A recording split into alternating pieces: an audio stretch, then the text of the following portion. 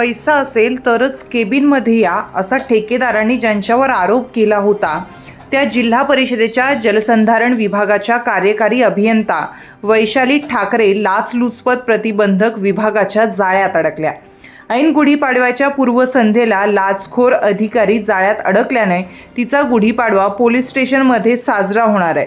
20 लाख रुपये अंदाज पत्रकीय रकमेच्या बंधाऱ्याचं काम ज्या ठेकेदाराला देण्यात आलं होतं त्याच्याकडून 80,000 रुपयांची मागणी ठाकरेंनी केली होती।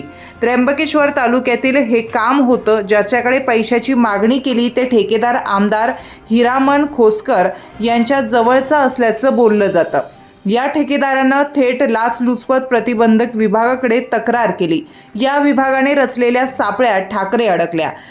तत्कालीन माध्यमिक शिक्षणाधिकारी वैशाली झणकर यांच्या लाचखोरीला पुन्हा उजाळा मिळालाय, कारण जिल्हा परिषदेत ठाकरे यांच्या रूपानं दुसरी महिला अधिकारी लाचखोर ठरली आहे।